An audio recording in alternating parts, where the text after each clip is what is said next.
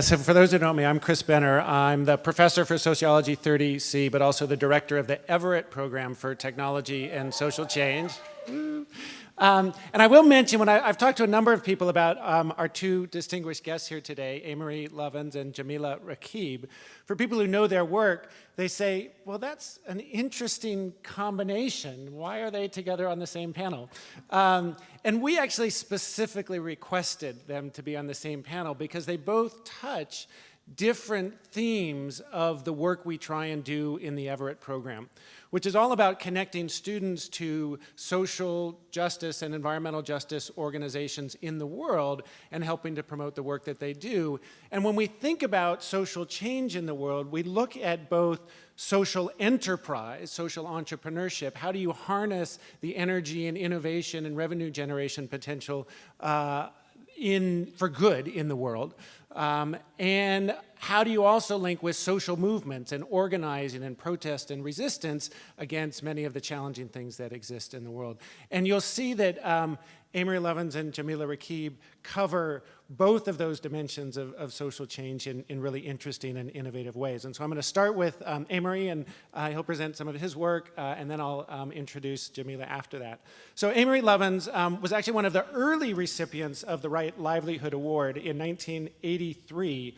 And from even long before that, he's been a real pioneer in strategies for renewable energy in a whole variety of different ways, just not about renewable energy, but new energy efficiency technologies. He's the one who really developed the whole notion of the negawatt revolution, that if you can use less energy, it's a megawatt saved rather than used.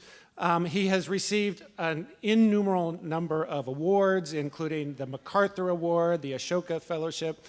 For the students in 30A, I just wanted to highlight a little bit about his what I think of as being a real social entrepreneurship, someone who has a vision and passion and drive of what he wants to do. He started at Harvard as an undergrad and studied everything from geology to linguistics to social relations.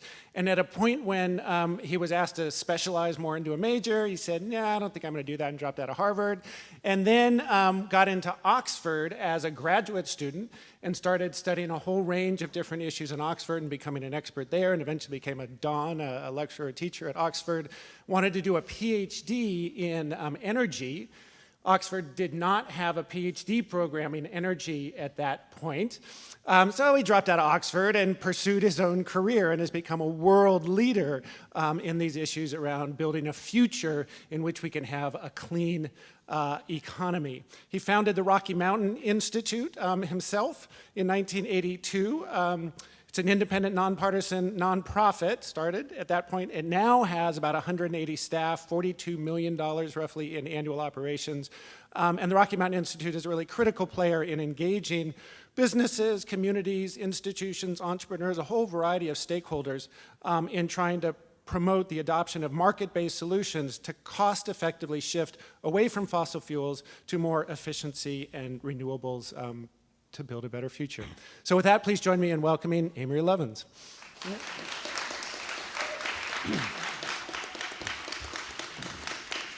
Oh, thank you. As somebody famous once said after that introduction, I can't wait to hear what I'm going to say. But I'm glad to have the honor of sketching for you the energy transformation that's now underway and that can make the world richer, fairer, cooler, and safer. Ford's auto industry, Edison's electricity industry, and Rockefeller's oil industry changed the world.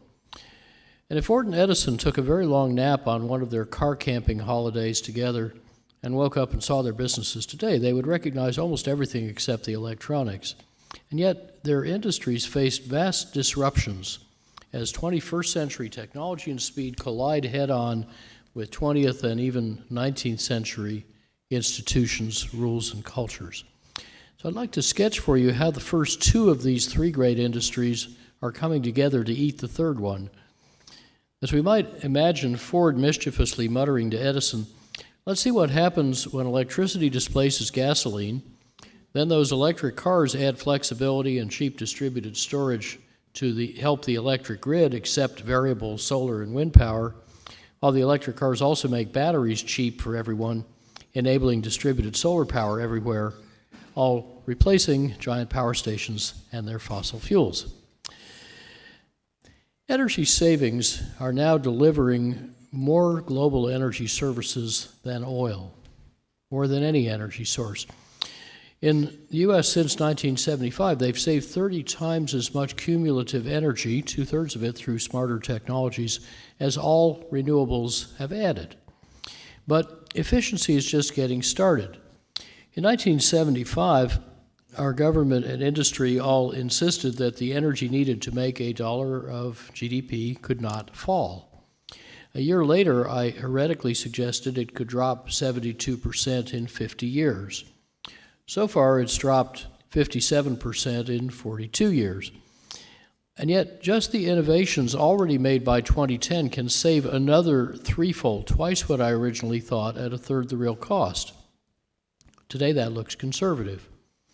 And that's partly because optimizing buildings, vehicles, and factories as whole systems can often make very big energy savings cost less than small or no savings, turning diminishing returns into expanding returns.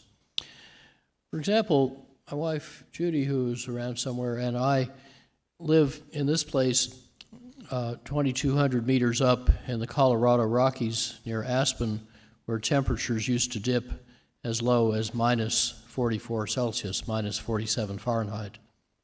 But our house does no combustion. That's so 20th century.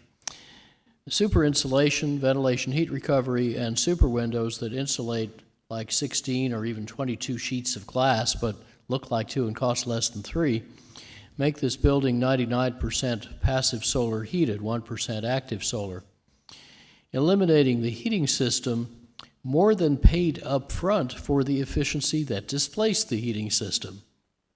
So it's cheaper to build, and saving also about 90% of household electricity, 99% of water heating energy, half the water, still paid for itself in about 10 months. The central atrium, which looks like this in a February snowstorm, has so far produced 70 passive solar banana crops. Now we've got nice papayas. Without needing to look like this, our house helped inspire over 160,000 European passive buildings that likewise have no heating systems and roughly normal construction cost. This works from old Snowmass, Colorado to Bangkok, Thailand, a climate range that includes practically everyone on Earth. But wherever you live, integrative design gives many benefits from each expenditure. So in the top of the upper center photo, you see this white arch. Well, that arch has 12 functions, but it only has one cost. Such integrative design is how our Empire State Building retrofit saved 38% of that building's energy with a 3-year payback. That was considered pretty good until 3 years later, our cost-effective Denver retrofit saved 70%, making this half-century-old federal complex more efficient than the then-best new U.S. office, which in turn is less than half as efficient as our own new net positive, no mechanicals office. Now there's a German building using 3/5 less energy than ours. Progress continues. And yet all these technologies existed more than a decade ago. What has mainly improved is not so much technology as design, the way we choose and combine technologies. Here's another big electricity-saving opportunity not yet on the official agenda. In both buildings and industry, better pipe and duct design, saving 80 or 90% of friction, could save, if you did it everywhere, roughly half the world's coal-fired electricity with extremely juicy returns. You'd get your money back in less than a year retrofitting old stuff and immediately in new stuff. And yet such rearrangement of designers' metal furniture remains largely unnoticed because it's not a technology, it's a design method. Both technology and design are moving efficiency into fast forward. Prior lighting improvements are being swept away as LEDs in each decade get 30 times more efficient, 20 times brighter, and 10 times cheaper. Soon they'll save an eighth of the world's electricity. What else changes this fast? Well, LEDs backwards are PVs, photovoltaics. And in the past 5 years, the meteorite strike of their prices has made solar and wind power cost less than the fossil fuels fed into U.S. power stations. That's the dashed lines. And that often makes old coal, gas, and nuclear plants uneconomic just to run. Powerful disruptors are converging on the electricity industry from at least 8 directions. And these 8 Pac-Men of the apocalypse don't just add, they exponentiate. They're not lone wolves, they hunt in packs, they multiply quickly, and they're pretty likely to gobble up half of utility revenues in the 2020s. So together they're creating this alien competitive landscape faster than many firms' cultures can cope. Now, it's usually a good idea to sell customers what they want before someone else does. And customers are figuring out they can use far less electricity more productively and timely, produce their own, and even trade it with each other. For example, Dutch customers can buy renewable electricity directly from other customers on this peer-to-peer kind of electron swapping website of Van de Bron, literally from the source. A utility executive I know bought his electricity from the guy in the upper left picture because the price was right, and it's a really cute piglet. And then he got a long handwritten note, Christmas card, from his electricity supplier. What big utility can dream of such customer intimacy? Last year, Renewable's strong business case won 62% of global power plant investment. U.S. wholesale electricity prices are now often bigger than the average long-term fixed prices of both wind power and solar power. In Colorado, the median bids 5 months ago for 30 renewable gigawatts, the hollow squares, were $18 a megawatt hour, divide by 10 if you want cents per kilowatt hour, for wind, under $30 for PV, or including storage, the filled squares at $21 to $36. Renewables at or below $30, 3 cents a kilowatt hour, that's the asterisks, are now winning in unsubsidized global markets. This revolution already happened. Sorry if you missed it. Now, modern renewables also scale up in a fundamentally different way. Traditionally, we built giant cathedral-like power plants, each costing billions of dollars, taking many years to license and build. But now, each year, with roughly similar investment, you can build let me do that again. You can build a factory to produce each year thereafter enough solar cells to generate each year thereafter as much electricity as your cathedral will ultimately make. So the solar output worldwide is scaling faster than cell phones. In 2013, China added more solar power capacity than America had added cumulatively in the previous 59 years. In 2016, China added twice that much, 3 football fields an hour, including 11 gigawatts, 11 billion watts just in the month of June. Last year, China added more PV capacity in June than the U.S. added all year. In 2016 alone, the low bids fell 37% for Mexican solar power, 43% for European offshore wind power, all in less than a year. But when renewables get cheaper, we buy more, so they get cheaper, so we buy more. And such expanding returns keep outrunning forecasters, as in these forecast fans from the International Energy Agency. They've been raised 6-fold for wind power and 23-fold for solar power in 15 years, and yet they're still falling short of reality. Today's solar capacity is 40 times IEA's 2002 forecast, and still running away. And yet we are still told that only coal and gas and nuclear plants can keep the lights on because they're 24/7, while wind power and photovoltaics are variable and thus supposedly unreliable. Well, variable doesn't mean unpredictable. Here's how accurately the French grid operator in a stormy winter month forecast a day ahead the actual output of the country's wind farms. It'd be nice if they could forecast demand that accurately. Indeed, we built the grid because no generator is 24/7. They all break. And when a giant plant breaks, you lose 1 billion watts in milliseconds, often abruptly, often for weeks or months. So grids manage this intermittence by backing up failed plants with working plants.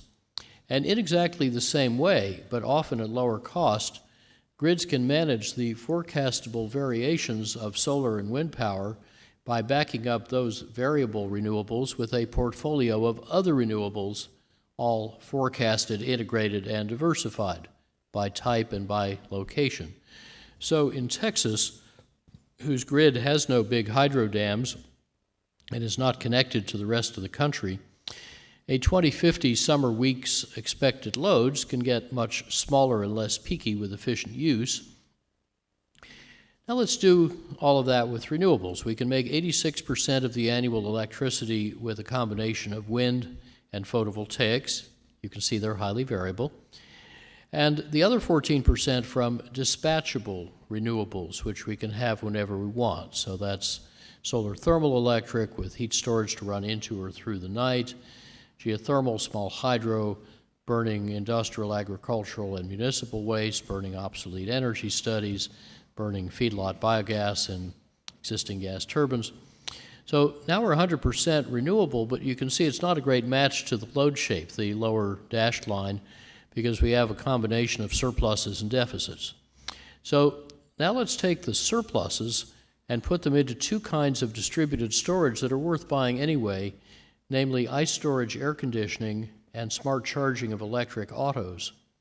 Then we can recover that distributed storage when needed and fill the last gaps with unobtrusively flexible demand. So now we're 100% renewably powered every hour of the year with only 5% left over. So the economics are going to be terrific. And there are already grid operators doing that choreography today.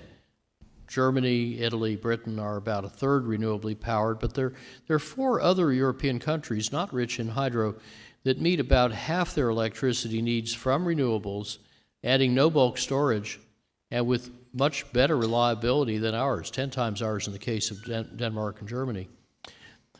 So, as my colleague Clay Stranger says, the operators have learned to run these grids the way a conductor leads a symphony orchestra.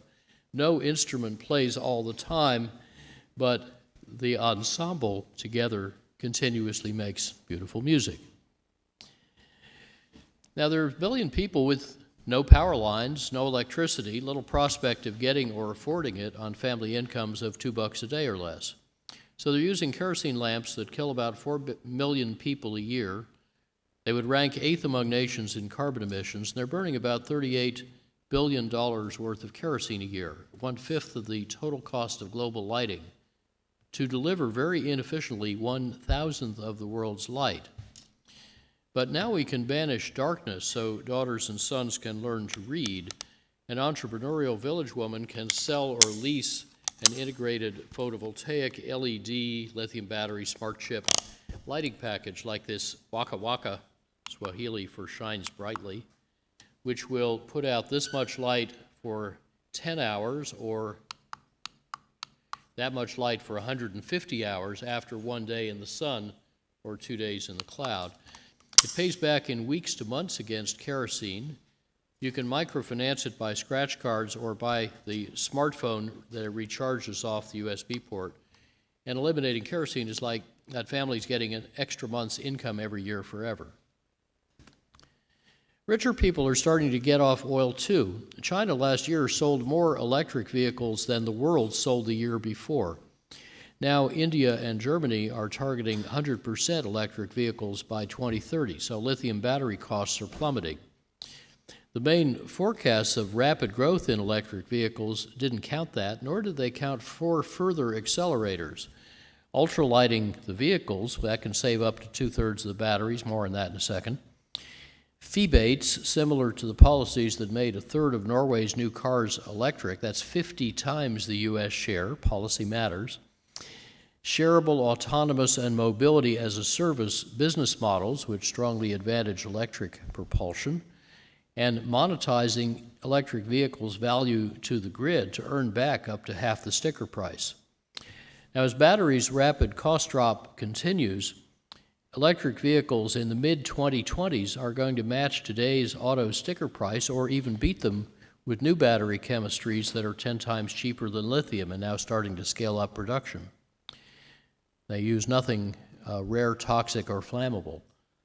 Abundant, cheap batteries imply distributed solar power everywhere, the end of thermal power plants, gas industry distress, vast distributed storage and demand flexibility, and perhaps the grid's becoming a stranded asset like phone company copper.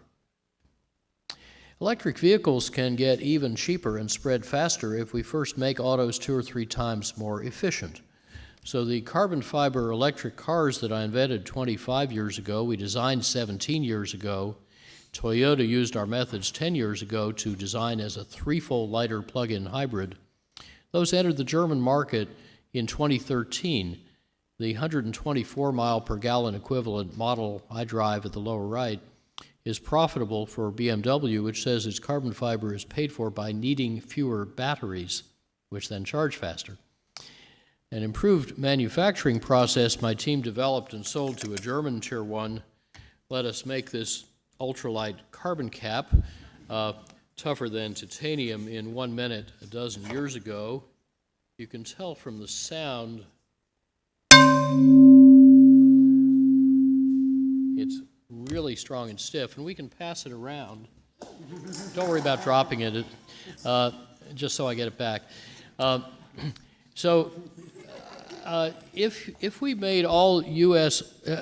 autos this way, because that process has now been refined so it can make a 2x2 meter complex car part in 1 minute, if we made all U.S. autos this way, it would save 1.5 Saudis or half an OPEC worth of oil at a cost under $10 a barrel. Because the ultralighting is approximately free. It's paid for by radically simpler automaking with 80% less investment and by a 2/3 smaller propulsion system. Kind of like paying for the efficiency in my house by not needing the heating system. Meanwhile, autos are morphing from pigs, that is, personal internal combustion gasoline steel-dominated vehicles, to SEALs, shareable electric autonomous lightweight service vehicles. I just need a graphic artist to do the morph. So these 2 changes in technology and 3 changes in business model are all simultaneous. They're all mutually reinforcing, and they're all happening real fast. India and China are radically speeding this global mobility revolution as the U.S. nears peak car ownership in the next 5 years. So there's a perfect storm brewing for the oil and steel and car industries. Meanwhile, we now know how to make 3 or 4-fold more efficient heavy trucks and airplanes that together can move nearly $1 trillion from oil companies' top line back to Americans' pockets. Also, by 2050, at historically reasonable rates, our buildings, which use 3/4 of our electricity, can become 3 or 4 times more efficient, saving $1.4 trillion net with a 33% internal rate of return. That means the savings are worth 4 times their costs. And industry can accelerate too, doubling its energy productivity with a 21% internal rate of return. So assembling all these opportunities, our 2011 business and design book, Reinventing Fire, rigorously showed how to triple efficiency and quintuple renewables by 2050, needing no oil, no coal, no nuclear energy, 1/3 less natural gas, while saving $5 trillion, growing the economy 2.6-fold, strengthening national security, and cutting fossil carbon emissions by 82 to 86%, yet needing no new inventions and no acts of Congress, but with smart city and state policies led by business for profit. Because the private sector smells that $5 trillion on the table, the first 7 years of this 40-year journey are nicely on track, green actual versus blue proposed. These best buys are also the most effective solutions to big global problems that hazard every country's security and prosperity. And if you like any of Reinventing Fire's outcomes, you can support the transition without needing to like every outcome or agree about which outcome is most important. Focusing on outcomes, not motives, can turn gridlock and conflict into a unifying solution to our common energy challenge. So, stimulated by those U.S. findings, at the G20 in 2016, China's National Development and Reform Commission published its roadmap for China's energy revolution, aided by Berkeley Lab Energy Foundation China and Rocky Mountain Institute. And it details how China can save over $3 trillion, run a 7 times bigger economy in 2050 than in 2010 while using today's energy 7 times more productively, shift supply 2/3 off fossil fuels, emit 42% less carbon, burn 80% less coal, and get 13 times more GDP from each ton of fossil carbon. This roadmap strongly informed the 13th five-year plan, whose energy authors happen to be our steering committee. Now, extrapolating those on-track U.S., adopted Chinese, and similar European findings to the other half of the world could achieve a global 2 Celsius degree climate trajectory while providing the same or better energy services about $18 trillion cheaper. Reinvesting in natural systems carbon removal, farming, forestry, grazing, and so on that don't treat soil like dirt but are biologically informed, could then reach about a 1.5 degree trajectory, still with trillions of dollars left over, plus huge positive externalities, especially for the global development goals. So making climate protection not costly but profitable should simplify the politics. How's this shift going? Well, the carbon-free share of energy consumption rose from about 9 to 19% during 1975 to 2010, while primary energy intensity, that is, how much energy we use to make a dollar of real GDP, fell by 26%. Both those shifts were in the right direction, but as you can see from the trend lines, the rates of change were faltering or going the wrong way. But now we're starting to see pattern-breaking behavior starting around 2011. The new evidence through 2016 suggests that we are already well on our way to 2 and even 1.5 degree warming scenarios. That is the basic and aspirational Paris goals for averting the worst effects of climate change. To stay below 1.5 degrees through 2100, Climate Interactive calls for a 7.8% a year average increase in the combined non-carbon share of energy consumption plus primary energy intensity improvement. That is the combined effect of these two trends to about 2050, and that's very similar to what the latest science calls for. So we're already 2/3 of the way there. These two terms are pretty fungible, and we're still accelerating. On those current trends, we should get there in about 2019. So no despair, no complacency. We have to double down on what is now working. And the energy transformation then puts incumbent energy suppliers at existential risk. Their managers understandably focus on the need for their price to exceed their cost. But many forget there's another part of the business condition. It says that value must exceed price. If competitors offer a superior value proposition and grab your revenues, it doesn't matter if you can profitably sell what your ex-customers are no longer buying. So managing that risk and the very rapid cultural change it entails is a formidable leadership challenge. Jack Welch said, if the rate of change on the outside is greater than the rate of change on the inside, the end is near. And when that value proposition shifts, markets can flip with breathtaking speed. If you look down Fifth Avenue in New York in 1900, you have to look hard for the first car. 13 years later, you have to look even harder for the last horse. The horse and buggy industry thought it had many decades to adapt, but the Model T got 62% cheaper in 13 years. The car-owning household soared from 8 to roughly 80% in a decade to 1928, 3/4 financed by a GM and DuPont innovation called car loans. Well, today our solar modules just got 80% cheaper in 5 years. That's accelerating. 3/4 of our rooftop solar in the state is innovatively financed. Ford's and Edison's industries are emerging to eat Rockefeller's industry. So the pace of this transformation is set not by incumbents, but by insurgents, who are not inhibited by the incumbents' business models or legacy assets or cultures. In fact, it's worse than that, because investors flee even before customers do. Capital markets keenly sniff out disruption. That's part of their job. And once they think you're in or headed for the toaster, they do not wait for the toast to get done before they decapitalize you and invest in your successors. That's why when you look at the relative share price performance of one new and two old automakers, you find a 2003 startup called Tesla surpassed Ford's and GM's market cap while selling 1% as many cars. The energy transformation I've summarized is not just fundamental, it's elemental. The first industrial revolution was the age of carbon, creating our prosperity and the world's mightiest industries, from coal and oil and gas. But now that obsolete age of carbon is giving way to the modern age of silicon. Silicon microchips, telecommunications, and software turn people from isolated to networked, and systems from dumb to smart. Silicon power electronics make electricity interconvertible and precisely applicable, replacing fiery molecules with obedient electrons. And silicon solar cells enable the ascent of energy from mining the fires of hell to harvesting the breath and radiance of heaven.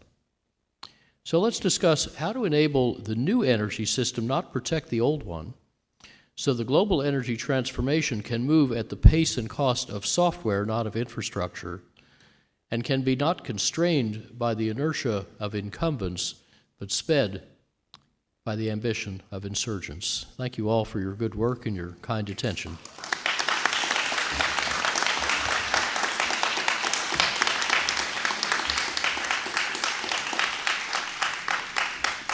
Thank you, Amory. That was wonderful. And I'm sure sparked many questions. I want you to hold on to your questions. We will have time. But I want to first now introduce Jamila Raqib, who's the executive director of the Albert Einstein Institution.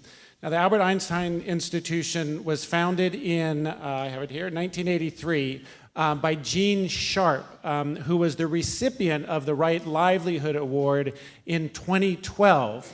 And he received it for developing and articulating the core principles and strategies of nonviolent resistance and supporting their practical implementation in conflict areas around the world. Gene Sharp sadly passed away in January of this year after a lifetime of really studying and documenting the tactics and strategies of nonviolent struggles and arguing that the major unresolved political problems of our time, including dictatorship, genocide, war, social oppression, etc., require us to rethink politics. And his writings help develop our understandings of the ways that strategically planned nonviolent struggles can be highly effective in ending oppressions around the globe. Now, Jamila joined the Albert Einstein Institution in 2002 and has been the executive director since 2005. And I want you to notice some of the timing of this. The Albert Einstein Institution and Gene Sharp won the Right Livelihood Award in 2012, in part for helping to support the practical implementation of his insights with groups around the world. And Jamila has played an absolutely critical role in helping to articulate and spread and share this work about the strategies of nonviolent resistance around the globe, and was really critical in developing a curriculum that was recently produced called Self-Liberation, a guide to strategic planning for action to end a dictatorship or other oppressions. She represents the institution at a wide range of domestic and international forums, including the Oslo Freedom Forum, the United Nations Alliance of Civilizations. She has a degree in management from Simmons College in Boston and is a research affiliate at MIT at the Center for International Studies, and I just learned recently, the MIT Media Lab. So Jamila, thank you for joining us and welcome to the microphone.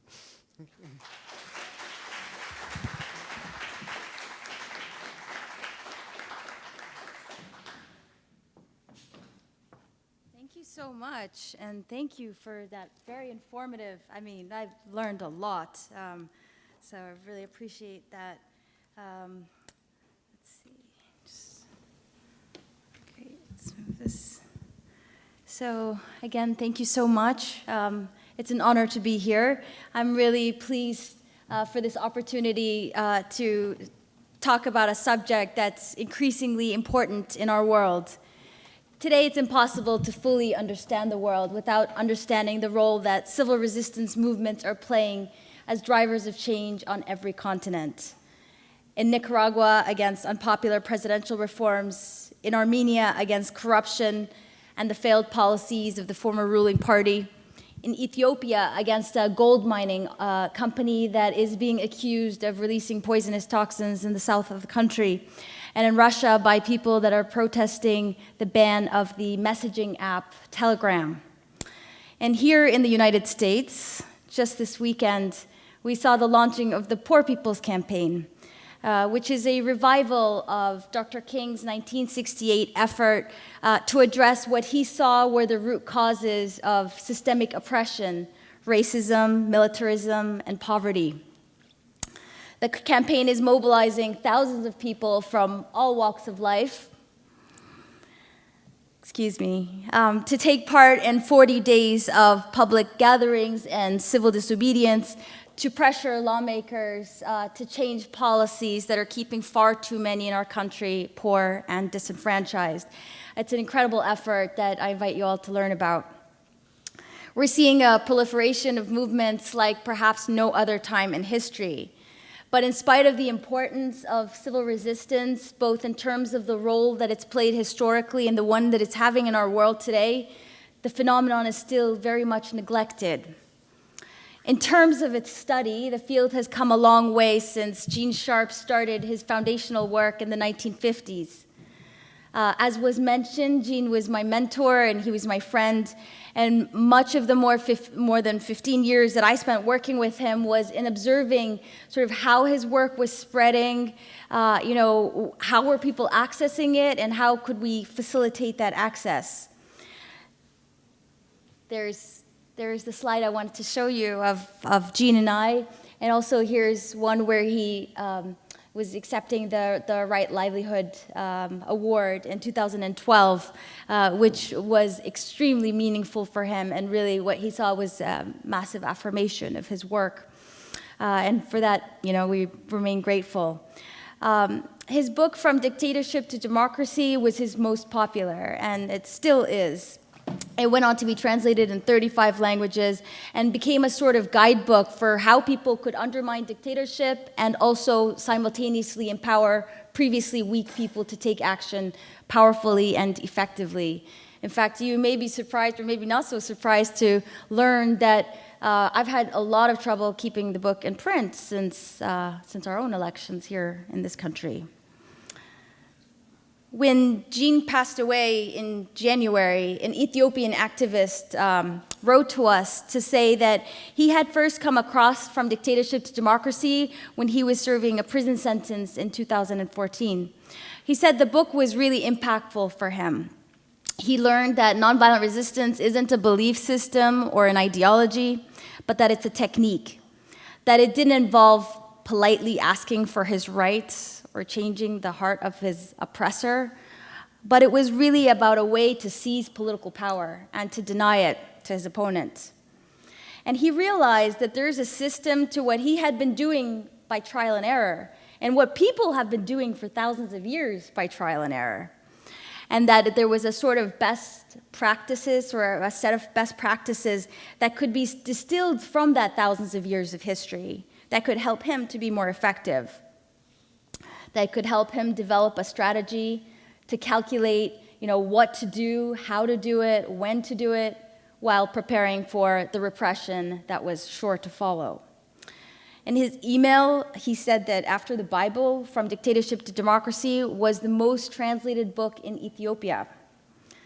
And unrelated to that, he said that what the book had provided was twofold, that in offering knowledge, the book had given him hope.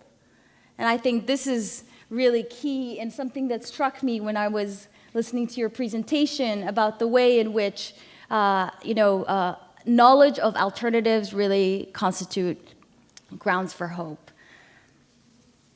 This is something that I continuously hear from people in relation to that book, From Dictatorship to Democracy, and also in learning about civil resistance and the tools available.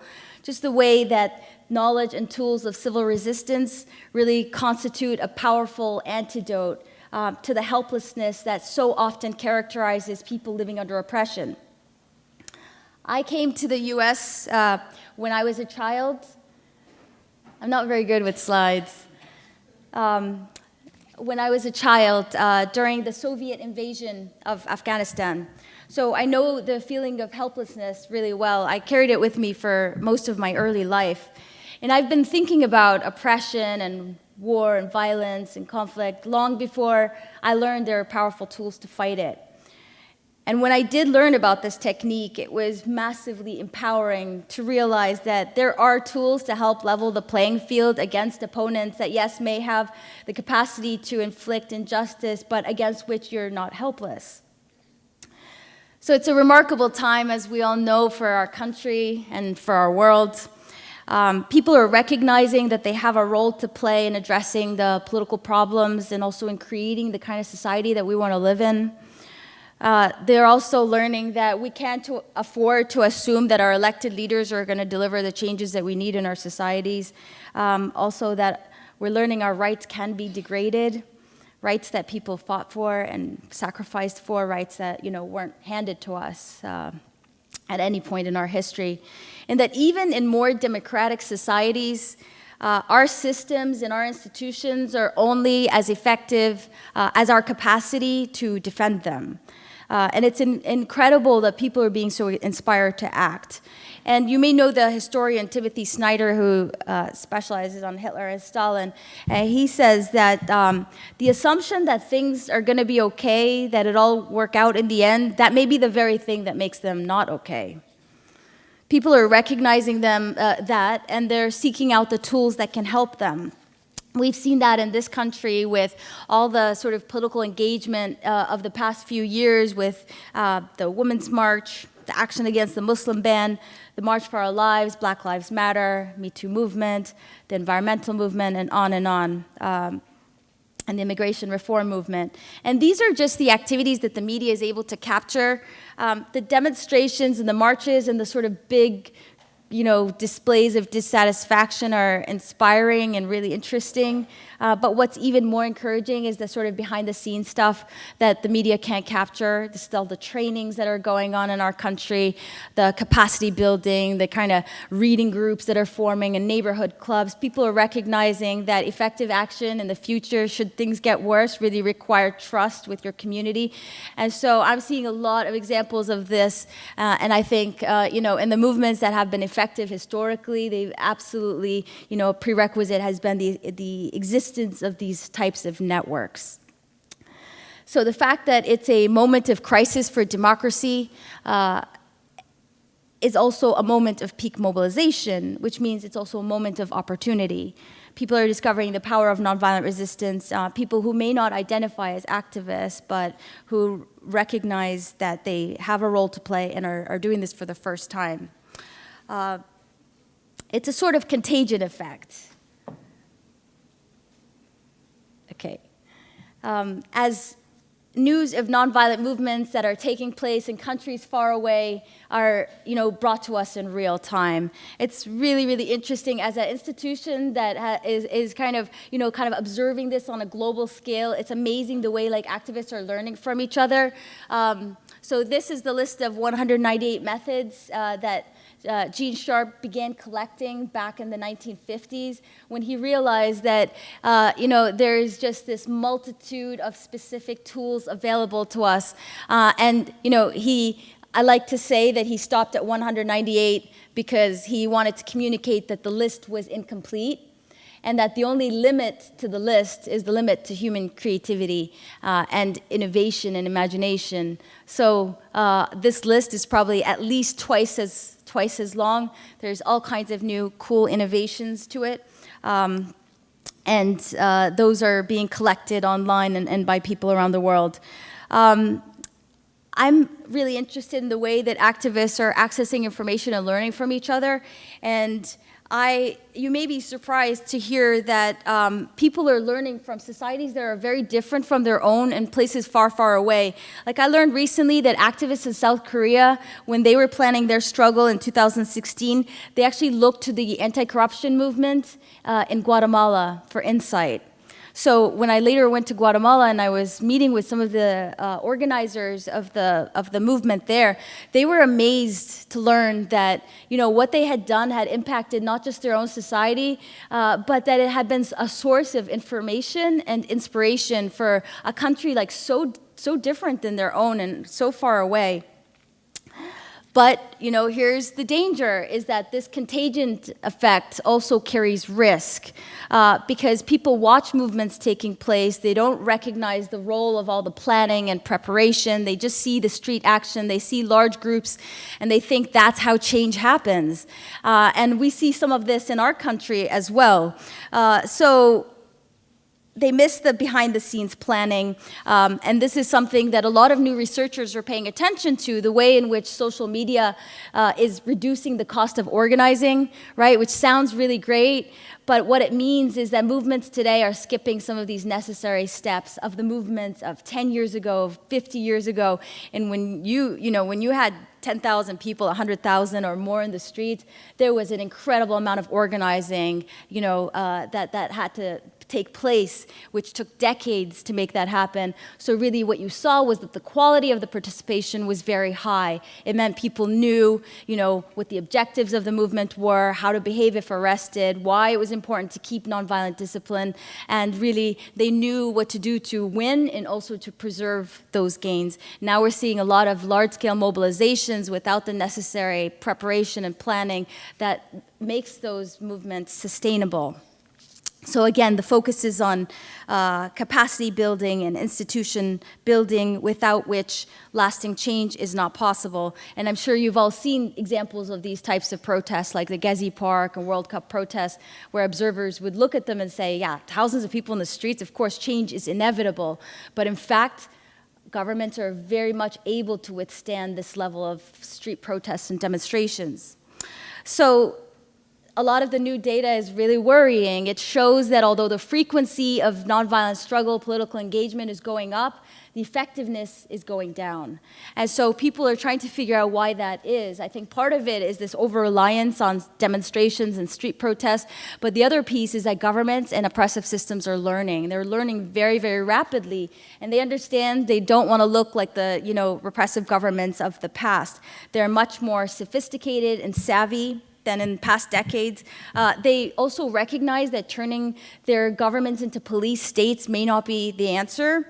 Cutting themselves off from the world may not be the answer. They're using elections and the facade of respect for human rights and elections to just become a more sort of sophisticated version of their predecessors. So we see this in countries like Hungary and Russia, and Egypt, that are using these sort of NGO laws. So instead of sending the police to arrest people, they're sending like a tax collector to look through your records and find something to close you down for. In fact, like health inspectors have been used to shut down NGOs and organizations. Well, I'm very excited about this topic, and I could go on for probably days, but I want to hear from you guys. I just want to say one thing before I get off the stage. There's a lot of resources that we have and that other organizations are collecting, like International Center on Nonviolent Conflict, our organization, the Albert Einstein Institution. I'm working on developing better resources. So how do you translate some of this really heavy, awesome theory that a lot of people love to read, but that's very difficult to apply in communities around the world? So how do we update this stuff so that people can actually learn from it and create like more effective movements? So obviously the methods is exciting, but there's a lot more available. And also because I am so incredibly inspired by this movement. Okay, that's also inspiring. This is a movement taking place in the border between Afghanistan and Pakistan. It's called the Pashtun Spring. It's called the Pashtun Tahaffuz movement, so Pashtun Protection Movement. This is an area in which the Taliban are very active. The war on terror so-called war on terror has meant that basically created a loss of life of thousands of people. The Pakistan Army has been doing this, extreme repression and collective punishment in the area. There's a lot of collective disappearances and extrajudicial killings.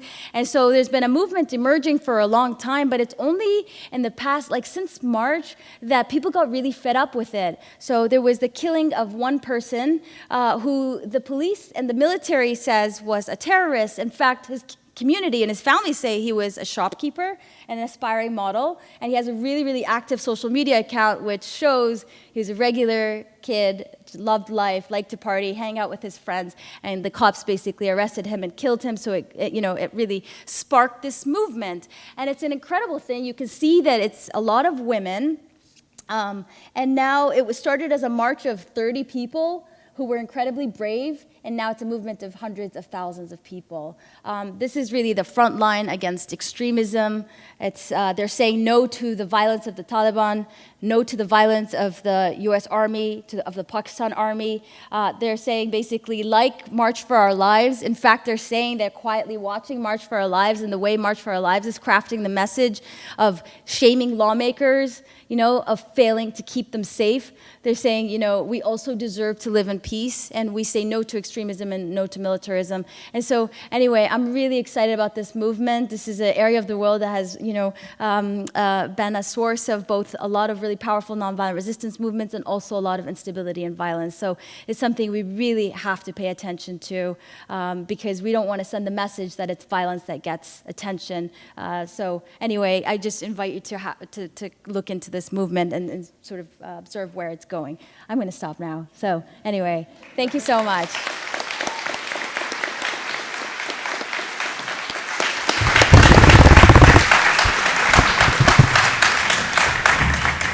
Jamila, thank you. That was really inspirational. I want to immediately turn it to questions, but what I'd like to do is gather 3 questions at a time so I get a sense of what's on your mind for either of our speakers, and then we'll let them respond. So, question right here. Stand up and speak loudly so everyone can hear you.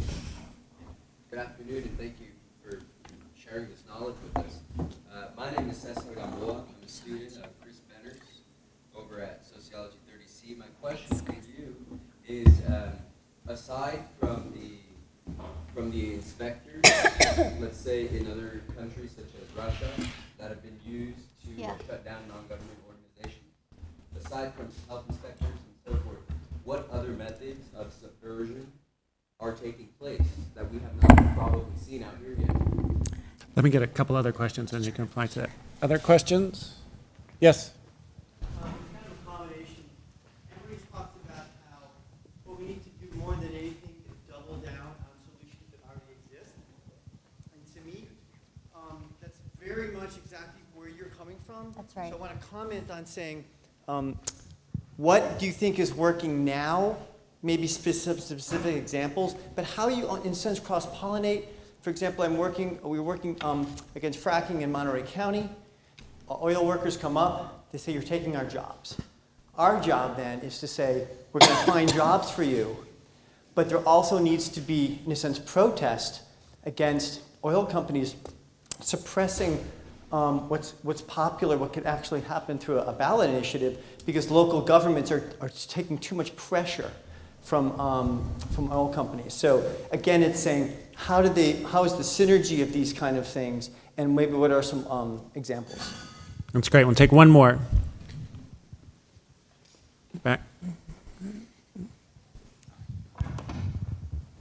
Basically the same question for both of you. I studied with Gene half a century ago when he was first writing Politics of Nonviolent Action. He would bring these big piles of manuscript to us every week at Harvard. That's Gene. And I've known Amory for almost as long. The same question. There's a technological optimism that you've always had, which I adore. All of the charts seem rationally to be moving to fixing our problems. And Gene's theory was that the nonviolence, by withdrawing one's cooperation from a despot, the despot still needed our cooperation, that we could bring them down.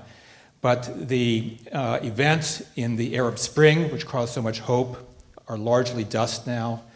And Amory, we have a man in the White House who does not seem to believe in any of the rationality that your curves suggest, and is doing everything he can to undo them. So my question goes to the issue of evil and power, and how one deals with that in terms of this inevitability of nonviolence and technological change when you have powerful forces that want to go in the other direction. Jamila, I'll turn to you first, yeah? and then Amory. Yeah, you don't have to I know. choose the evil question if you want to talk about the other two. But No, they're all excellent question, and we oh, okay. Technological evil, Yeah. subversion. It's a subversive act.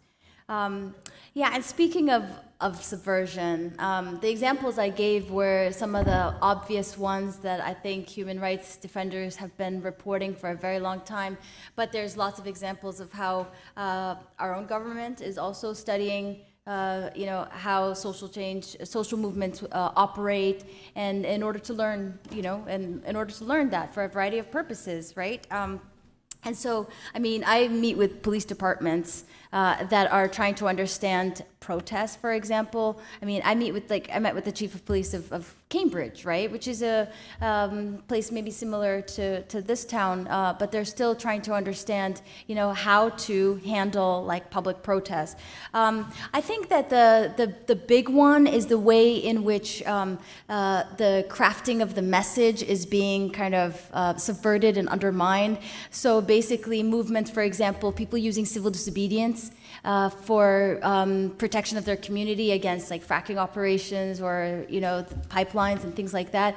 They're being painted as lawbreakers, and so I think that there's this sort of battle now to articulate that civil disobedience has a political purpose, and that it has had a historical role.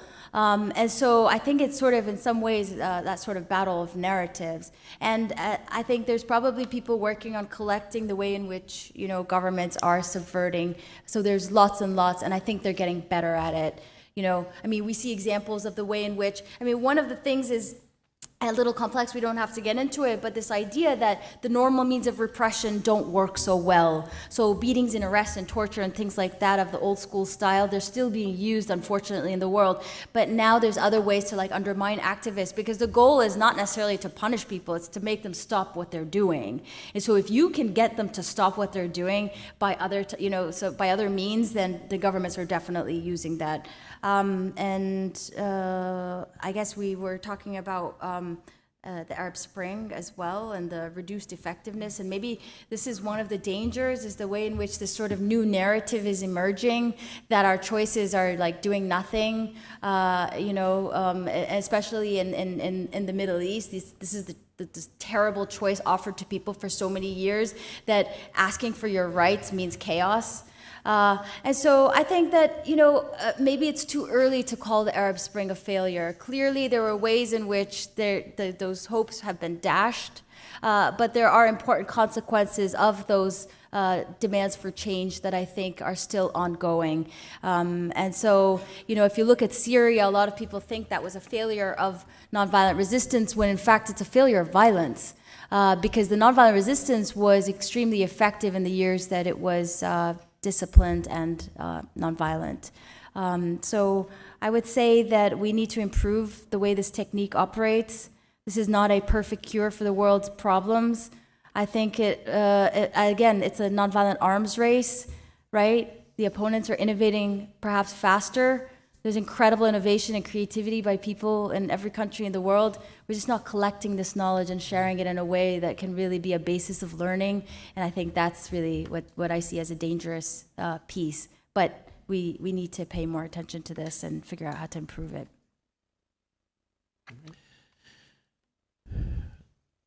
A University of Minnesota anthropologist named Luther Gerlach studied hundreds of energy wars in the U.S., energy siting conflicts. Things like the power company, without consultation or any stakeholder engagement, would build big power lines diagonally across farmers' land. And oddly enough, the towers would sort of lie down and die in the night through an attack of bolt weevils.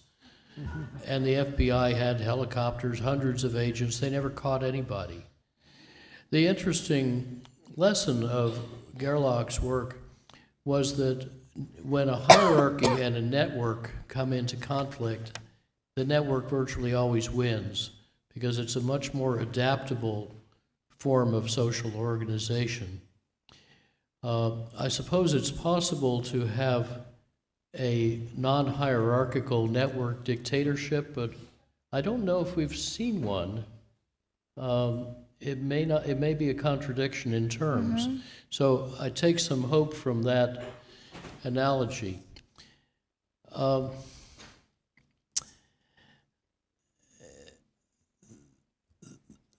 want to share with you a story I told in a class earlier today about the importance of focusing on outcomes, not motives.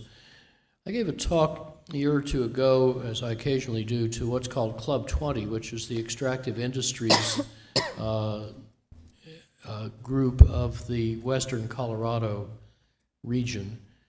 And you'll get some flavor of it if I tell you that the previous speaker scheduled before me was a Harlan Institute trained climate denier of that slick sort who can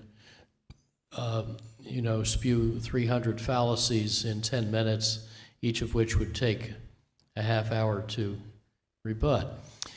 So I ignored him and gave my talk about energy transformation, a business version of what you've just heard, a bit more detailed, quite a lot about how they could make more money.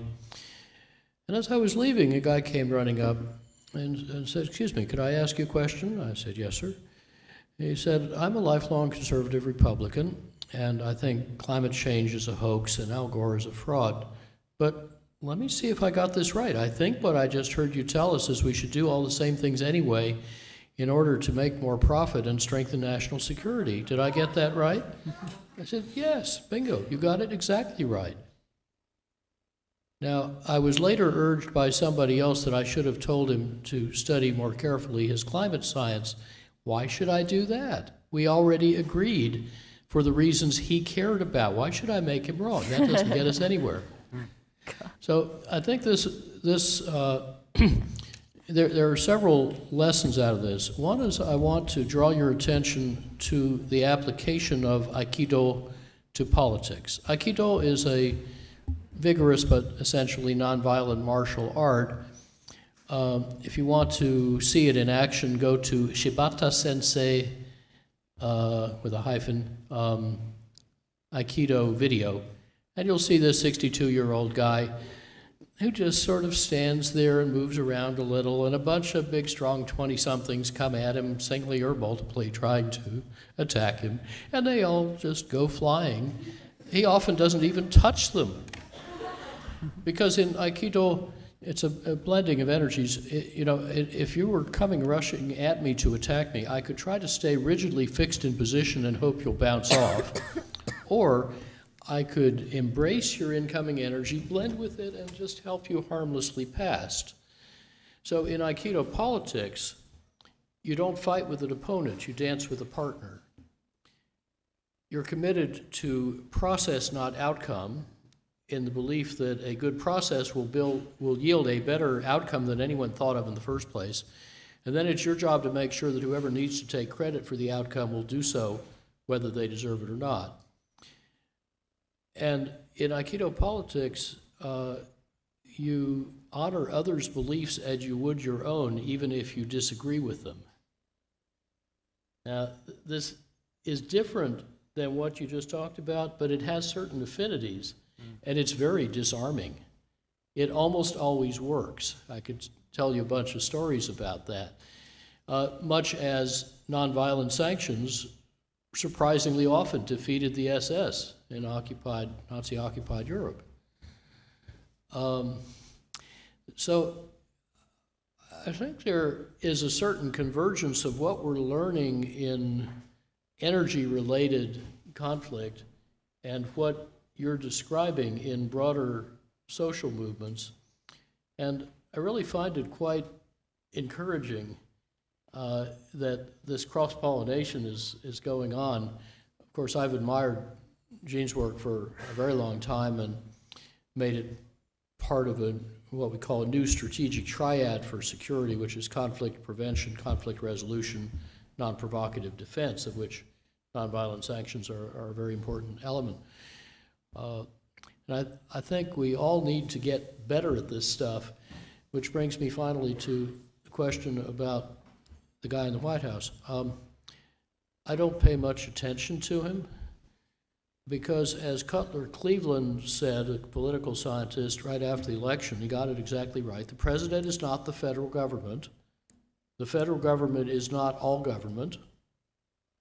And government is not the only, or I would add in energy, even the most important actor. I can't think of an industry the president's policies are aimed to help that is actually benefiting, usually quite the contrary.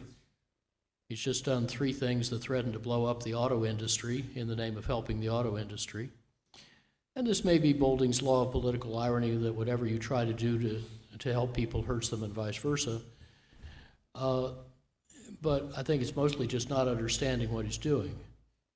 I can't think of a major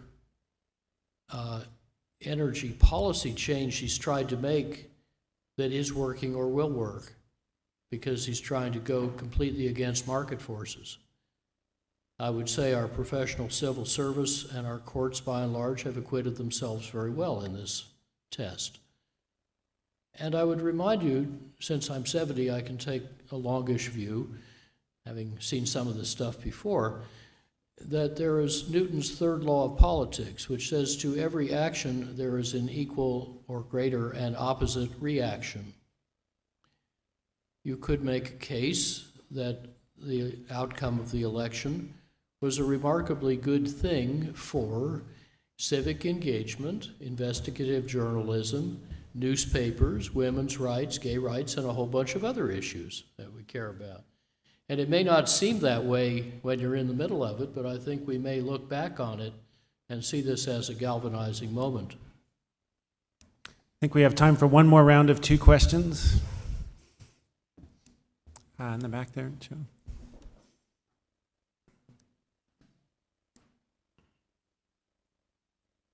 Thanks to both of you, all of you, and Amory, that was wise and on a whole area different from what I've interacted with you about.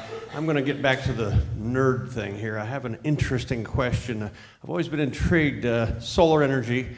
We talked lately about photovoltaics, but of course, as you know, the dominant energy demand in the world is heating and cooling. And well, I want to focus on cooling because I've always been intrigued with absorption chilling, where you can actually use heat to air condition things. And it's kind of ideal, say, in the Central Valley in the summer in California, where you most need air conditioning when you most have the sun to run absorption chillers. But where are they? And I don't know if you happen to know anything about that technology. I reckon you do. Let me get one more question. Tom, I had a hand here, right up front. Where was it? Right up front, first row.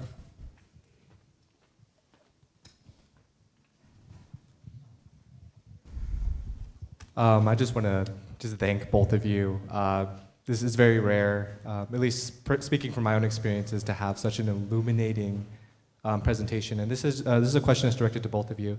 In terms of trying to pursue these changes and knowing that we're shifting into like a different type of political context, and what was said before in terms of like Aikido and like trying to use all of this energy for something productive, what are the implications for like political organizing and trying to build resilient communities, because there's different contexts all across the country, each has a different design need.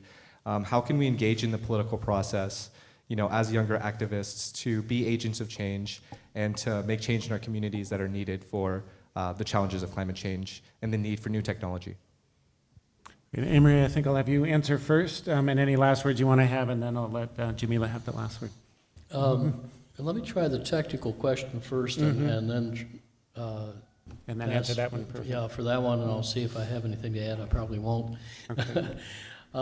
Yeah, it is perfectly feasible to make cooling or dehumidification out of heat through absorption, adsorption, desiccant plus evaporative.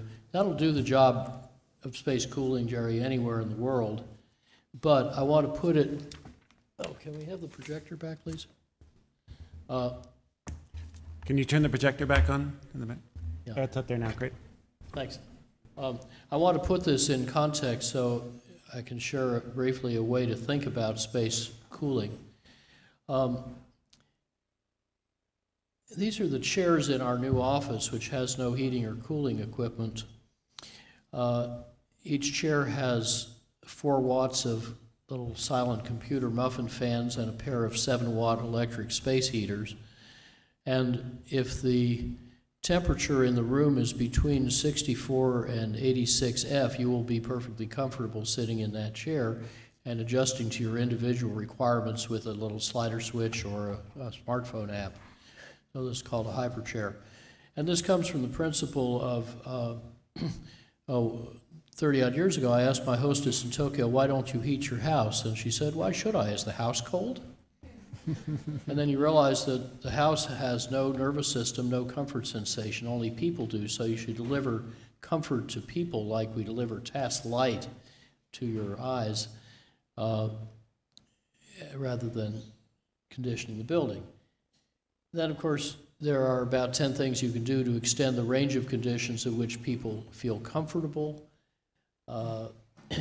Ceiling fans are a nice example. They buy you 5 to 8 Celsius degrees of comfort range, depending on how cleverly they're arranged. You can minimize the unwanted gains of heat and humidity into the space. This is an infrared photo on a cruise ship, and you can see the sun blazing in through the clear glazings. You can do passive cooling. The Anasazi were really good at this. Most traditional cultures are. They've had thousands of years' experience staying comfortable in hot, muggy places.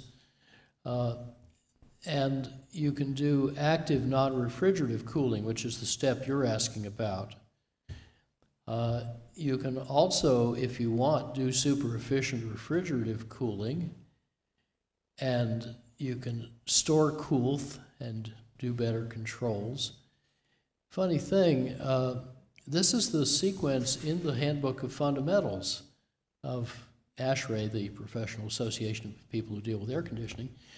But most people do it in reverse order, worst buys first. And if you do it in the order shown, your capital cost goes down. You save 90 to 100% of the cooling energy, even in the most severe climates like Bangkok or Singapore, and you feel more comfortable. So, yes, of course you can do what you're describing, and the highest private sector taxpayer in China happens to be Zhonghui's Broad Group in Changsha, which is the world's biggest maker of absorption chillers. They're alive and well. They're very widely used in Japan and China. But I want to put it in broader context of a whole system way to think about being comfortable, and it's not about a technology. It's about the right steps in the right order, and I'll stop there on that issue. Great, thanks. Jamila? I think it's such an important question, building resiliency in communities and figuring out how can we kind of take the next step in effectiveness. I think that part of what's happening in our society is the ways in which there's a lot of new fragmentation. I mean, I see it in like the communities that I'm a part of. You know, when you feel attacked, you kind of retreat into your community, and I think that's exactly the opposite of what we should be doing. You know, creating more links among people who are vulnerable, for example. And I see a lot of really awesome examples of how people are doing that. You know, like Muslim groups reaching out to like immigrant groups and things like that. So I think more of that. The best examples that I can see are kind of communicate this thing, which is that violations are possible against weak people, right? So again, building strength, building stronger communities, and that's what you're talking about with your reference to resiliency. And again, to the movement that I'm watching in Pakistan that's so interesting and I think offers so many insight, is just the way, again, I think that the crafting of the message and this comment, which, you know, that I heard from someone who said that, our community's been violated so much, but, and what I'm doing right now is incredibly risky, but now I'm learning that my blood is not cheap, right? So this is kind of dramatic, right? But we have to remember, like, how do you make violations against our communities more costly, right? And I think this is the way we need to look at things, especially if things get worse, which they very well can. So again, linking with each other and crafting more of a message. And I think in the absence of having like a really good plan for what to do, I don't know necessarily that we need to be out there like constantly taking action, using our resources, getting kind of discouraged when change doesn't magically happen because we're out there demanding it with signs in our hands, So I think maybe a wiser way to go is to figure out, like, how do you build a strength so that when the crisis happens, you have a network in place to take that action. So we see historically, like, you look at like a country like Tunisia with the Arab uprising, right? You saw that, there were violations against those communities for a long time. There were like a number of self-immolations actually that never really made it to the news. And so what happened was that all the stuff that had been quietly happening with like, the Bar Association and the different like professional groups and the unions and all of these groups, they had all been operating like pretty quietly, but it took a spark, right? The spark of the self-immolation to really kind of crystallize those communities. So I'm trying to think of like, what would that look like in our society? Again, developing the networks, keeping them in place, building trust in your communities, reaching out to people that don't necessarily always agree with you on every single thing, and then, figuring out how to build strength so that when the crisis happens, this is not necessarily meant to make us feel very dark, but really to empower us. Violations against our communities are inevitable. Things can get worse. How do you defend against that? It's not very encouraging, but, Did you want to add anything? Yeah, a little bit. I think the big polarity and tipping point in the world is between fear and hope, just like it's between hate and love. And I found very effective an approach we call applied hope. It's not theoretical hope, it's not mere glandular optimism. It's a pragmatic and grounded conviction that starting with hope and acting out of hope can cultivate a different kind of world worth being hopeful about. And this is expressed moment by moment through our choices. Our wonderful fellow laureate, Frankie LePay, says hope is a stance, not an assessment. But I want to distinguish applied hope from mere optimism. David Orr says the optimist has his feet up on the desk in a satisfied smirk, knowing the deck is stacked. The person living in hope has her sleeves rolled up and is fighting hard to change or beat the odds. And optimism can easily mask cowardice, but applied hope requires fearlessness. Sometimes when I give a talk, especially to people kept pickled in fear, somebody will detail all the bad things happening in the world and all the suffering in the universe and say, how dare I propose solutions? Isn't resistance futile? The only response I've found is to ask as gently as I can see why you feel that way. Does that make you more effective? I was teaching college class some years ago, and one young woman was bemoaning so many global problems. She said she lost all hope and couldn't imagine bringing a child into this world. We talked about it, and quickly it became obvious to both of us she hadn't lost hope at all. She knew exactly where she'd left it.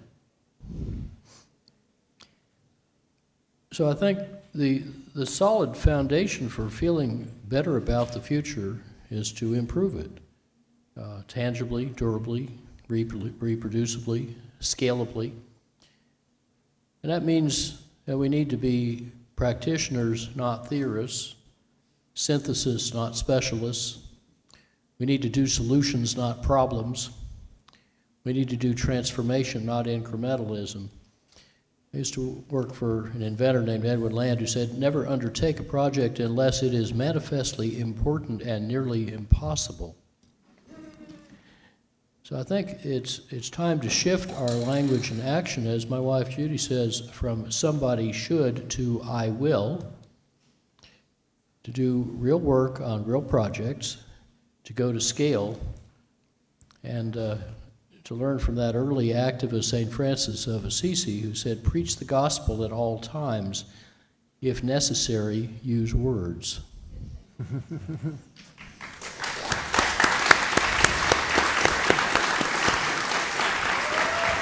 So if you all are like me, we could stay here for hours hearing these two talk. But unfortunately, we do have to take a break and clear out the room. There is our last event of the day is at 7:30 tonight with Daniel Ellsberg and Amy Goodman. So I hope you'll return for that. I just want to say it's an honor to have you with us, all the laureates, and to be on the stage with the two of you, Jamila and Amory. And please join me in giving them a last round of appreciation for their inputs and being here.